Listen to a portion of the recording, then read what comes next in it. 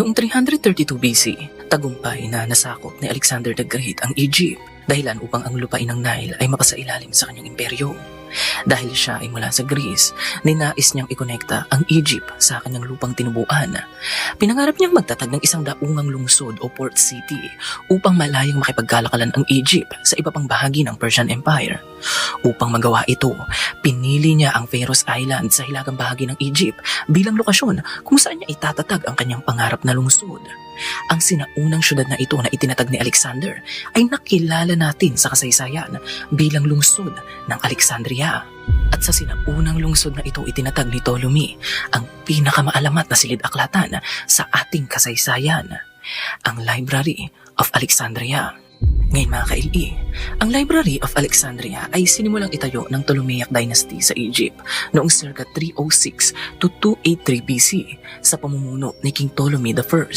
Bukod sa ninanais ni Ptolemy I na makolekta ang lahat ng kaalaman sa buong mundo, ang isa pa sa rason kung bakit nila binuo ang Library of Alexandria ay dahil sa politika. Nang pumanaw kasi si Alexander the Great, nahirapan si Ptolemy I na pamunuan ang mga Egyptian. Si Ptolemy kasi ay isang Greek. Siya ay dayuhan sa lupain ng mga Egyptians at ang mga Egyptians ay hindi basta-basta sumusunod sa mga dayuhang hari. Ang mga ancient Egyptians ay proud sa kanilang mga sarili dahil alam nila ang mahabang kasaysayan ng kanilang bansa. Alam nila na ang kanilang imperyo ay minsan ang naging makapangyarihan.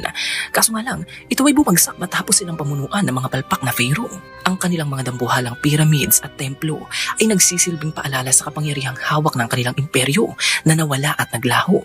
Kaya naman mga ka-LE, nang pamunuan ni Ptolemy I ang Egypt noong circa 305 BC, alam niya na kailangan niyang husayan.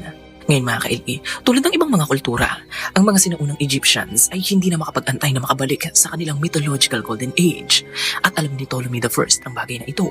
Kaya naman ang kanyang naging strategy sa kanyang pamumuno ay ang patunayan sa mga Egyptians na kaya niyang ibalik ang yaman at lakas ng Egyptian Empire. Ngayon mga ka-LE, hindi nagtagumpay si Ptolemy I na matapos ang library habang siya ay nabubuhay. Siya ay pumanaw noong 283 BC at pinalitan siya ng kanyang anak na si Ptolemy II. Ngayon mga ka-LE, si Ptolemy II ang nagpatuloy ng mga proyektong hindi natapos ng kanyang ama. Pinaganda niya ang syudad ng Alexandria upang ito ay maging kaakit-akit para sa mga manlalayag, mga mangangalakal at mga scholars ng sinaunang mundo. Ngayon mga ka-LE, ang unang proyekto na ginawa ni Ptolemy II ay ang pagtatayo ng lighthouse sa pantalan ng Alexandria.